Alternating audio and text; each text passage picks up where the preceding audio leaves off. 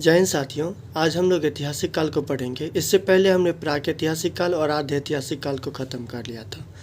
तो चलिए देखते हैं ऐतिहासिक काल को। ऐतिहासिक काल को 3 भागों में बांटा गया है। कौन कौन से 3 भाग हैं? पुरातात्विक साक्ष्य, विदेशी यात्रा और साहित्य। पुरातात्विक साक्ष्य में क्या है कि सिक्का और अभिलेख से हमें ऐतिहासिक काल के बारे में जानकारी मिली है। और विदेशी यात्रा में क्या है कि जो विदेश के लोग हमारे देश में आए घूमने के लिए और उन्होंने जो कुछ भी भारत के बारे में लिखा है उसको पढ़ के जो हमें जानकारी मिलती है उसे विदेशी यात्रा के श्रेणी में रखा जाता है और उससे हमें जानकारी मिलती है कि हमारा इतिहास कैसा था। और तीसरा है साहित्यिक स्रोत। साहित्यिक स्रोत को 2 भागों में बांटा गया है, धार्मिक और गैर धार्मिक। धार्मिक में ब्राह्मण और गैर ब्राह्मण को रखा गया है। ब्राह्मण और गैर ब्राह्मण इसलिए रखा गया है क्योंकि ऐतिहासिक काल में हमने 2 ही धर्म को मान के चला था। एक पहला था हिंदू धर्म और दूसरा था गैर हिंदू धर्म, जो कि जैन और बौद्ध धर्म में आते हैं। उसके बाद देख लेंगे ब्राह्मण को किन किन भागों में बांटा गया है। तो वेद में बांटा गया है, ऋग्वेद में बांटा गया है, वेदांग में, पुराण में, महाकाव्य और उपनिषद में बांटा गया है। एक चीज़ और देख लेंगे कि ऐतिहासिक काल के बारे में इसके बारे में लिखित स्रोत उपलब्ध हुए हैं और इसे पढ़ा भी जा सकता है। इसके अंतर्गत वैदिक काल से लेके और अभी तक के समय को रखा गया है, यानी कि वैदिक काल से अभी तक के समय को ऐतिहासिक काल में रखा गया है। तो चलिए हम लोग स्टार्ट करते हैं ऐतिहासिक काल को। ऐतिहासिक काल में सबसे पहले स्टार्ट करते हैं पुरातात्विक साक्ष्य को और उसमें पुरातात्विक साक्ष्य में हम लोग सिक्के के बारे में पढ़ेंगे। तो चलिए पुरातात्विक साक्ष्य में सबसे पहले सिक्के के बारे में देख लेते हैं। तो सिक्के का अध्ययन न्यूमिस्मेटिक कहलाता है। सिक्के का अध्ययन न्यूमिस्मेटिक कहलाता है और सबसे पहला सिक्का जो था वो टेराकोटा का था। टेराकोटा का सिक्का और सिंधु सभ्यता में था, जो कि हमने आपको पढ़ाया भी था, बताया भी था कि सिंधु सभ्यता में टेराकोटा का सिक्का चलता था, जो कि मिट्टी के बने होते थे। टेराकोटा का सिक्का मिट्टी के बने होते थे। उसके बाद क्या है कि मौर्य काल के समय आहत या पंचमार्क के सिक्के का प्रयोग किया जाता था। आहत या पंचमार्क के सिक्के का प्रयोग मौर्य काल में शुरू हुआ था और ये सबसे पहला धातु का सिक्का था। सबसे पहला धातु का सिक्का कौन सा था? मौर्य काल में आहत और पंचमार्क के सिक्के में था। दूसरा चीज़ देख लेंगे कि आहत के सिक्के पर लिखावट नहीं होती थी, केवल चित्र बने होते थे। आहत के सिक्के पर लिखावट नहीं होती थी, केवल चित्र बने हुए होते थे। तीसरा है पर्ण चांदी के सिक्के। कौन सा है? पर्ण चांदी के सिक्के, जो कि मौर्य काल में प्रचलित हुए थे। मौर्य काल में 2 सिक्के प्रचलित हुए थे, आहत और पंचमार्क, और फिर पर्ण चांदी के सिक्के जो कि मौर्य काल में प्रचलित हुए थे। उसके बाद देख लेंगे शीशे का सिक्का। शीशे का सिक्का सातवाहन काल में प्रचलित हुए थे। शीशे का सिक्का सातवाहन काल में प्रचलित हुए थे। और उसके बाद 5वें नंबर पे है पहली बार सोने का सिक्का यूनानी शासकों द्वारा प्रचलित किया गया था। पहली बार सोने का सिक्का यूनानी शासकों द्वारा प्रचलित किया गया था। फिर शुद्ध सोने का सिक्का, जब सोने का सिक्का आया तो सोने का सिक्का आएगा तो उसके बाद शुद्ध सोने का सिक्का आएगा। तो शुद्ध सोने का सिक्का कुषाण शासकों द्वारा प्रचलित किया गया था। और जब शुद्ध सोने का सिक्का आ जाएगा तो कोशिश करेंगे कि लोग जो है सो ज़्यादा सिक्का का उपयोग किया जाए। तो ज़्यादा सिक्का का उपयोग करने के क्रम में क्या हो गया कि सर्वाधिक सिक्का का मतलब यूज हुआ। सर्वाधिक मात्रा में सिक्का तथा सबसे अधिक अशुद्ध सोने का सिक्का गुप्त काल में प्रयोग हुआ। इस समय स्कंदगुप्त शासक थे। कौन थे? स्कंदगुप्त जो है सो गुप्त वंश के शासक थे, जिसके समय सबसे अधिक और अशुद्ध सोने का सिक्का यूज होने लगा। तो फिर से देख लेते हैं। सिक्के का अध्ययन न्यूमिस्मेटिक कहलाता है। टेराकोटा का सिक्का सिंधु सभ्यता के समय हुआ था और टेराकोटा का सिक्का मिट्टी के बने हुए होते थे। उसके बाद आहत और पंचमार्क का सिक्का था, जो कि मौर्य काल में प्रचलित हुए थे और पहला धातु का सिक्का था। फिर मौर्य काल में ही पर्ण चांदी के सिक्के प्रचलित हुए थे। फिर शीशा का सिक्का सातवाहन काल में, और शीशा का जब सिक्का आ गया तो उसके बाद पहली बार सोने का सिक्का यूनानी शासकों द्वारा आ गया था, प्रचलित किया गया था। और फिर सोने का जब सिक्का आ गया तो शुद्ध सोने का सिक्का कुषाण शासकों द्वारा आ गया। और जब शुद्ध सोने का सिक्का आ गया तो अशुद्ध सोने की बारी आ गई। तो अशुद्ध सोने का सिक्का गुप्त वंश के शासक स्कंदगुप्त के समय सबसे अधिक और अशुद्ध सोने का सिक्का प्रयोग किया गया था। आगे देख लेंगे, चांदी का सिक्का गुप्त काल में चंद्रगुप्त द्वितीय विक्रमादित्य के समय शुरू हुआ था। फिर उसके बाद मयूर शैली का सिक्का गुप्त काल में समुद्रगुप्त के समय प्रचलित हुआ था। कौड़ी एक होता है, जैसे एक हम लोगों की तरफ कहावत नहीं है कि एक हम लोग अगर किसी से गुस्सा हो जाते हैं तो कहते हैं हम तुम्हें एक फूटी कौड़ी नहीं देंगे। तो कौड़ी का ये ये कौड़ी के जो ऊपर ये कहावत है, ये गुप्त काल के समय से ही चलते आ रहा है। तो कौड़ी किसके समय शुरू हुआ था? तो गुप्त काल के समय शुरू हुआ था। उसके बाद चमड़े का सिक्का हुमायूं के शासनकाल में हुआ था और किसने किया था? शिहाबुद्दीन ने प्रारंभ की थी। और ये एक दिन के लिए जो है सो चमड़े का सिक्का जो है सो एक दिन के लिए प्रचलित हुआ था। फिर देख लेंगे रुपया, दाम और सोने की असरफी का जो सिक्का था ये शेरशाह सूरी ने किया था। ये 3 भागों में इसे 3 प्रकार के सिक्के इसलिए इन्होंने शुरू की थी कि दाम जो गरीब लोग हैं उनके लिए, और रुपये जो मिडिल क्लास के लोग हैं उनके लिए, और सोने की असरफी का सिक्का जो है सो अमीर लोगों के लिए प्रचलित किया था।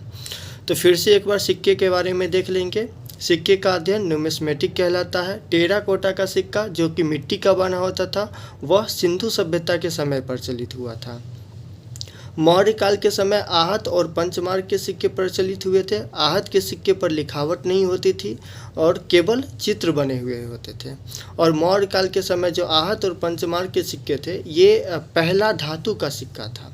फिर हमने बताया था कि पर्ण चांदी के सिक्के जो कि मौर्य काल में ही प्रचलित हुए थे। मौर्य काल में 2 प्रचलित हुए थे, जो 2 प्रकार के सिक्के, आहत और पंचमार्क, और पर्ण चांदी के सिक्के।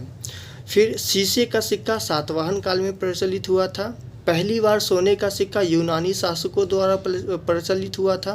शुद्ध सोने का सिक्का कुषाण शासकों द्वारा प्रचलित हुआ था। जब शुद्ध आ गया तो सबसे अधिक और अशुद्ध की बारी आ गई। तो सबसे अधिक मात्रा में तथा सबसे अधिक सोने के सिक्के गुप्त काल में प्रयोग हुआ था। इस समय गुप्त काल के शासक स्कंदगुप्त थे।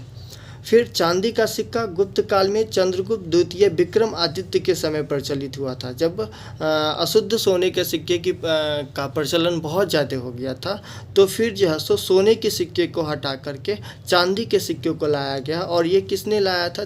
तो चंद्रगुप्त द्वितीय विक्रमादित्य के समय लाया गया था चांदी का सिक्का। फिर मयूर शैली का सिक्का गुप्त काल में ही लाया गया था, समुद्रगुप्त के समय। मयूर शैली का सिक्का समुद्रगुप्त के समय लाया गया था। इस सिक्के का प्रचलन गुप्त काल में सर्वाधिक हुआ था। यानी कि मयूर शैली का जो सिक्का है ये इस सिक्के का प्रचलन गुप्त काल में सबसे ज़्यादा यूज हुआ था।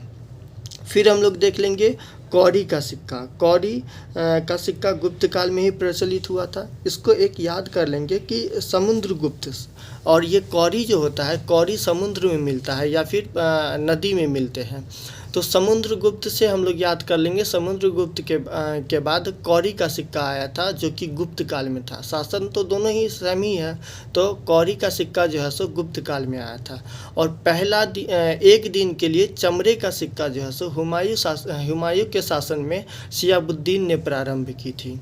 और उसके बाद रुपये, दाम और सोने की असरफी का सिक्का शेरशाह सूरी ने किया था। दाम गरीब लोगों के लिए, रुपया जो मिडिल क्लास के लोग हैं उनके लिए, और सोने का असरफी जो है सो अमीर लोगों के लिए शेरशाह सूरी ने प्रारंभ किया था। इसके बाद अब हम लोग देख लेंगे अभिलेख के बारे में देख लेंगे। तो आज हम लोगों का पूरा तात्विक साक्ष्य से जो मिली स्रोत है उसको कंप्लीट कर लेंगे। अब हम लोग अभिलेख के बारे में पढ़ेंगे। किसके बारे में जानकारी लेंगे? अभिलेख के बारे में। सबसे पहले देख लेते हैं कि अभिलेख होता क्या है।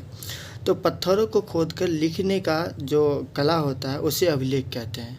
यानी कि किसी भी बड़ा हो छोटा हो पत्थर को, उसको खोद खोद के अगर उस पर कुछ लिखा जाए तो उसे अभिलेख की श्रेणी में रखा जाता है।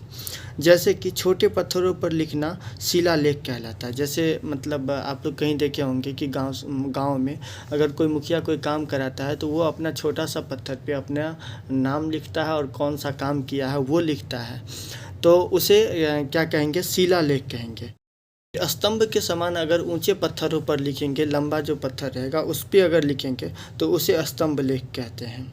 ठीक है, और अब जान लेते हैं कि अभिलेख का अध्ययन क्या कहलाता है। अभिलेख का अध्ययन एपिग्राफी कहलाता है। क्या कहलाता है? एपिग्राफी अभिलेख का अध्ययन कहलाता है। विश्व में अभिलेख लिखने का प्रारंभ ईरान में हुआ था। ईरान के शासक डेरियस ने किया था। ईरान में हुआ था और ईरान के शासक डेरियस ने किया था। पहला अभिलेख बोग जगोई से मिला है। कहाँ से मिला है? बोग जगोई से मिला है, जो कि तुर्की या एशिया माइनर में है। पहला अभिलेख बोग जगोई से मिला है जो कि तुर्की या एशिया माइनर में है। तो चलिए अब देख लेते हैं भारत में प्रमुख अभिलेख के बारे में। सबसे पहला अभिलेख है हाथी गुफा अभिलेख। ये कहाँ पे है? उड़ीसा में है। हाथी गुफा अभिलेख उड़ीसा में है। इसे कलिंगराज खारवेल ने लिखा था। किसने लिखा था? कलिंगराज खारवेल ने लिखा था। और इसमें कलिंग युद्ध की चर्चा है। युद्ध के समय कलिंग का राजा नंदराज था, जो कि गंग वंश का शासक था। किस वंश का शासक था? गंग वंश का शासक था। एहोर अभिलेख राजस्थान में है, जो कि पुलकेशिन द्वितीय ने हर्षवर्धन पर विजय की चर्चा की है। हर्षवर्धन को हराकर और उसके ऊपर जो विजय हुआ था, तो कैसे कैसे विजय हुआ था, तो वो लिखा था पुलकेशिन द्वितीय ने। तीसरा देख लेंगे जूनागढ़ अभिलेख। कौन सा है? जूनागढ़ अभिलेख है, जो कि गुजरात में है। इसमें रुद्रदायन ने सुदर्शन झील की चर्चा की है। उस झील को चंद्रगुप्त द्वितीय ने बनाया था। चंद्रगुप्त मौर्य ने बनाया था, सॉरी।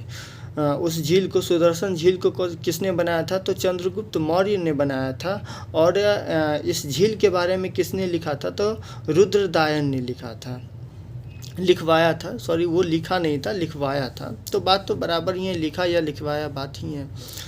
उसके बाद चौथा है प्रयाग अभिलेख।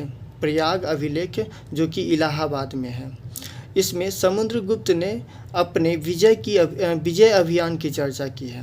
समुद्रगुप्त ने अपने विजय अभियान की चर्चा की है।